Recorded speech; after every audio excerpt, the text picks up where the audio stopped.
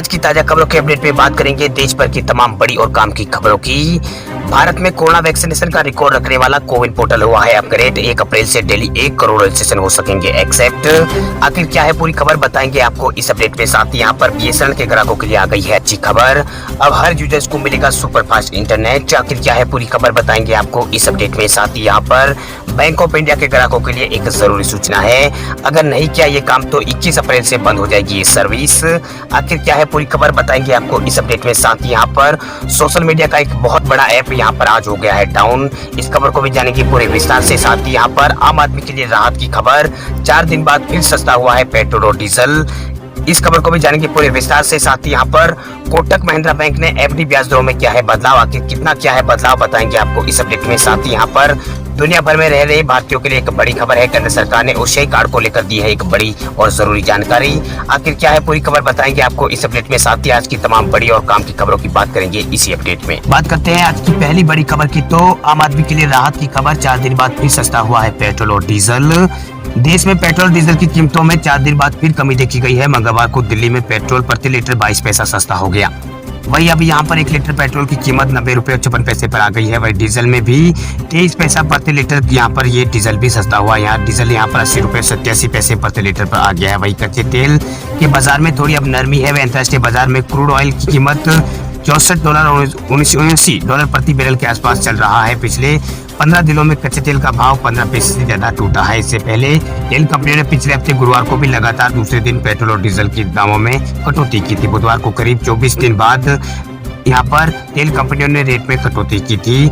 इन 2 दिनों में दिल्ली में पेट्रोल 39 पैसा और डीजल 37 पैसा प्रति लीटर सस्ता हुआ। इसके बावजूद लगभग पूरे देश में डीजल और पेट्रोल की कीमत रिकॉर्ड स्तर पर चल रही है। इसकी वजह पेट्रोलियम पदार्थों को जीएसटी में शामिल करने की मांग भी फिर से यहाँ पर उठने लगी है। वित्त मंत्री निर्मला सीतारमण ने संसद में कहा है कि वह इस बात को लेकर तैयार है, जीएसटी काउंसिलिंग में इस पर चर्चा हो। चलिए बात करते हैं अगली बड़ी खबर की, तो कोविन पोर्टल हुआ है अपग्रेड। 1 अप्रैल से डेली 1 करोड़ रजिस्ट्रेशन हो सकेंगे एक्सेप्ट।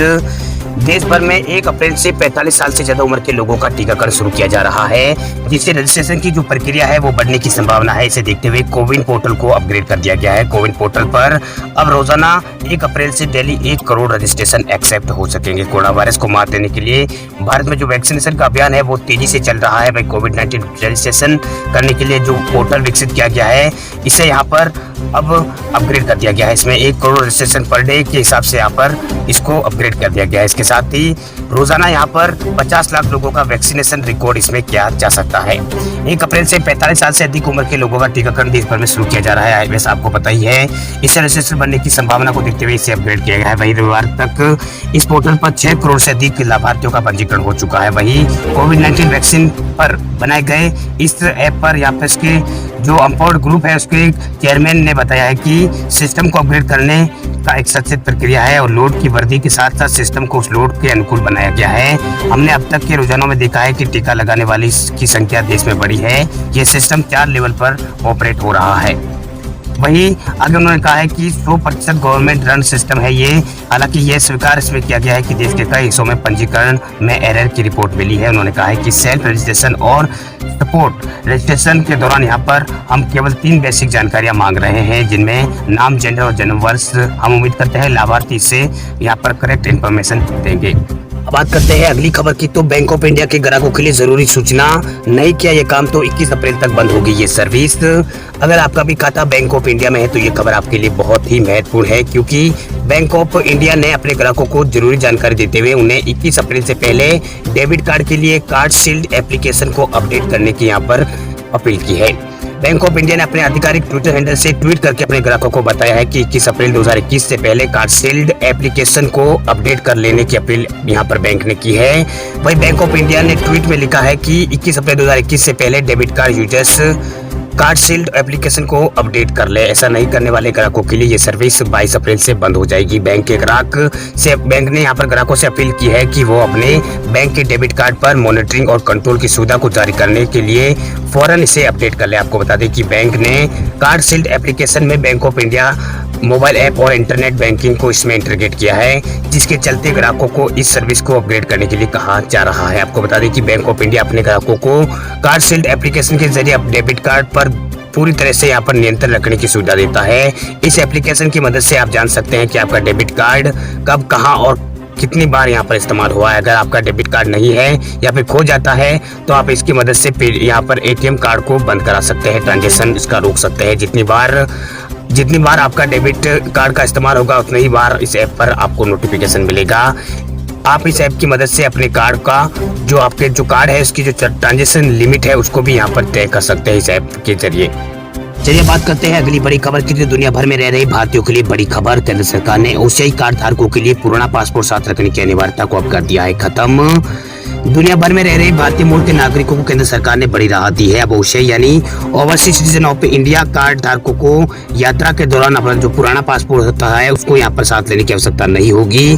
केंद्र सरकार ने नई गाइडलाइन जारी कर ओसीआई कार्ड धारकों को यहाँ पर बड़ी राहत दी है।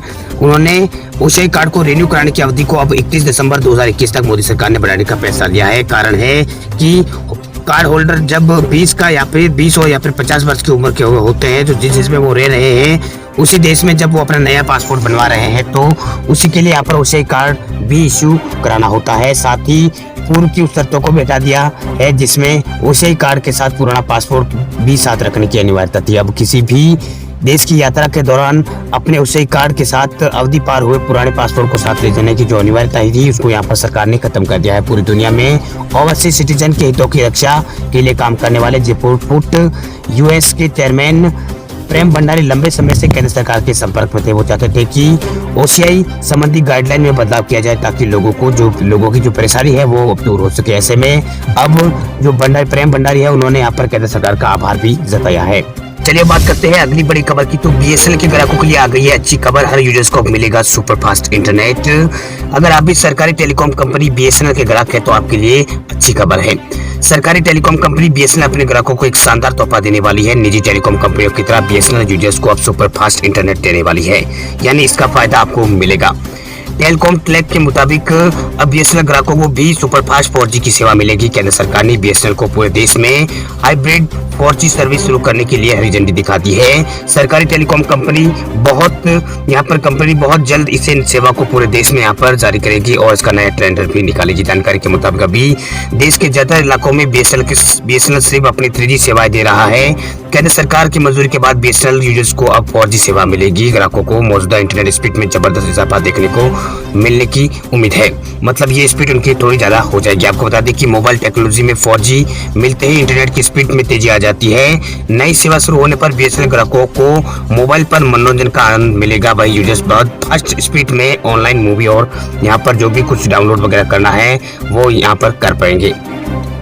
वही एक रिपोर्ट के मुताबिक केंद्र सरकार ने साफ कर दिया है कि बीएसएनएल ने पूरे देश में हाइब्रिड 4G सेवा लागू करने के लिए भारतीय वेल्डर्स को ही तरजीह देनी होगी। जानकारी के अनुसार पहले चरण में 50,000 साइट पर सिर्फ भारतीय वेल्डर्स ही काम करेंगे। इसके अलावा दूसरे चरण में 50,000 साइट पर अंतर्राष्ट्रीय वेल्डर्स यहाँ पर नोकिया और अन्य कंपनियों के साथ काम करने का मौका मिलेगा। आपको बता दें कि भारत में निजी टेलीकॉम कंपनियां पिछले कई सालों से अपनी 4G सेवाएं उपलब्ध करा रही है। हाल में ही सरकारी टेलीकॉम कंपनी भी इस दौड़ में यहाँ पर अब शामिल हो गई है। चलिए बात करते हैं अगली बड़ी खबर की। तो सोशल मीडिया प्लेटफॉर्म में विशेष स्थान रखने वाली माइक्रो ब्लॉगिंग वेबसाइट ट्विटर सोमवार को दुनिया भर के कई देशों में डाउन रही। इसका असर वेबसाइट के साथ ट्विटर और एंड्रॉइड और आईफोन के ऐप्स पर भी देखने को मिला है।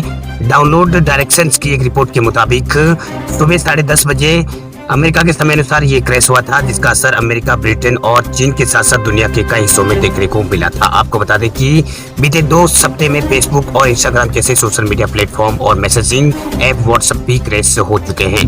हालांकि अमेरिका वासियों के लिए आज ट्विटर का क्रैश होना खासी दिक्कत वाला रहा है। डाउन डायरेक्टर की एक रिपोर्ट के मुताबिक इस क्रैश से करीब यहाँ पर 16,000 अमेरिकी प्रभावित हुए हैं। वहीं अमेरिका में बोस्टन, न्यूयॉर्क और वाशिंगटन और जो दूसरा है एटलांटा, इसका सबसे ज्यादा असर इन इलाकों में देखने को मिला है। चलिए बात करते हैं अगली बड़ी खबर की। तो कोटक महिंद्रा बैंक ने एफडी ब्याज दरों में किया है बदलाव। कोटक महिंद्रा बैंक ने फिक्स डिपॉजिट यानी एफडी पर ब्याज दरों में बदलाव किया है। कोटक महिंद्रा बैंक ने 7 से 30 दिन और 31 से 90 दिन और 91 से 179 दिन में मैच्योर होने वाली एफडी पर क्रमांक 2.5%, 3.25% और 3.25% की ब्याज यहाँ पर ऑफर कर रहा है। ये ब्याज दर ऑफर कर रहा है। वही जो महिंद्रा बैंक है, कोटक महिंद्रा बैंक, वो 180 दिन व 1 वर्ष से कम अवधि में मैच्योर होने वाली एफडी के लिए ब्याज दर 4.40% है, जबकि बैंक 1 वर्ष में 389 दिनों तक मैच्योर होने वाले जमा के लिए 4.5% का ब्याज ऑफर कर रहा है। वही वरिष्ठ नागरिकों को, आम नागरिकों को 50 बेसिस पॉइंट यानी 0.50% ज्यादा ब्याज मिलता रहेगा। वही बैंक 7 दिन से 10 साल तक की एफडी पर 3% से 5.8% तक का ब्याज दर ऑफर करता है। वही नई ब्याज दरों के बारे में बात करें तो बैंक 390 दिन से 23 महीनों में कम मैच्योर होने वाली एफडी पर अब 4.90% ब्याज देगा। वही कोटक महिंद्रा बैंक 23 महीनों में से 3 साल से कम मैच्योर होने वाली डिपॉजिट पर 5% ब्याज देगा। वही 4 साल से 5 साल की कम की अवधि में यहाँ पर एफडी पर 5.25% यहाँ पर ब्याज मिलेगा। वही बैंक 5 साल से ज्यादा और 10 साल के बीच की कम मैच्योर होने वाली एफडी पर 5.5% की दर यहाँ पर ब्याज दर ऑफर कर रहा है। ये नई दर है जो 25 मार्च 2021 से लागू है। अब बात करते हैं देश भर के कोरोना आंकड़ों की। तो भारत में कोरोना की दूसरी लहर का कहर जारी। देश में एक दिन में सामने आए हैं 68,000 से ज्यादा नए कोरोना के केस। 291 लोगों की पिछले 24 घंटों में हुई है मौत। भारत में कोरोना संक्रमण मरीजों की संख्या में लगातार बढ़ोतरी हो रही है। वही पिछले 24 घंटों में देश में 68,000 से ज्यादा नए केस सामने आए हैं। वही स्वास्थ्य मंत्रालय की ओर से जो जारी किए गए ताजा आंकड़े हैं उसके मुताबिक 24 घंटों में भारत में 68,020 नए कोरोना के केस सामने आए हैं। वही कोरोना से 291 लोगों की पिछले 24 घंटों में मौत हुई है। हालांकि 32,231 लोग पिछले 24 घंटों में ठीक भी हुए। इससे पहले एक दिन पहले 62,714 कोरोना के केस भारत में सामने आए थे।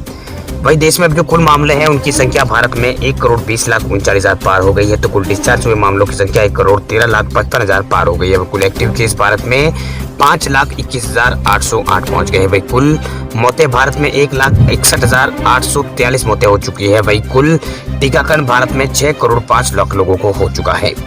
वही देश में 16 जनवरी से जो कोरोना का वैक्सीनेशन का जो प्रोग्राम था वो स्टार्ट हुआ था। वही 29 मार्च तक देश भर में 6,05,30,435 कोरोना की डोज दी जा चुकी है। जबकि वैक्सीन की दूसरी खुराक देने का अभियान भारत के अंदर 13 फरवरी से शुरू हो गया है। वही कोरोना मरीजों की संख्या के हिसाब से देखें तो दुनिया में सबसे ज्यादा प्रभावित देशों में दूसरे नंबर पर भारत है। वही मौतों के मामले में चौथे स्थान पर भारत यहाँ पर आता है। वही देश के जो दूसरे राज्य है वहाँ पर लगातार कोरोना के मामलों में जबरदस्त बढ़ोतरी देखने को मिल रही है। वही देश के कई राज्यों में जो कोरोना के नए मामले हैं वो लगातार बढ़ रहे हैं। दिल्ली में मामलों में लगातार बढ़ोतरी देखी जा रही है। इसके अलावा यहाँ पर महाराष्ट्र नंबर 1 बना हुआ है। महाराष्ट्र के अंदर भी कोरोना के मामलों में लगातार जबरदस्त बढ़ोतरी देखने को मिल रही है। इसके अलावा पंजाब में भी कोरोना के जो नए मामले हैं वो सबसे ज्यादा यहाँ पर दर्ज हो रहे हैं। पंजाब में भी जो नए मामले हैं वो यहाँ पर लगातार बढ़ रहे हैं। वहीं इसके अलावा यहाँ पर गुजरात में जो कोरोना के मामले हैं वो भी लगातार यहाँ पर गुजरात में तेजी से बढ़ रहे हैं। इसके अलावा यहाँ पर महाराष्ट्र में और गुजरात में और केरल में भी मामले बढ़ रहे हैं। राजस्थान में भी कोविड-19 के जो नए मामले हैं इनमें बढ़ोतरी देखी जा रही है। पिछले 24 घंटों के अंदर राजस्थान में कोरोना के नए मामलों की संख्या 1,000 पार रही है। वहीं दिल्ली में 1300 से ज्यादा नए मामले सामने आए हैं। इसके अलावा देश के अन्य राज्यों में भी कोरोना के मामलों में लगातार बढ़ोतरी देखने को मिल रही है।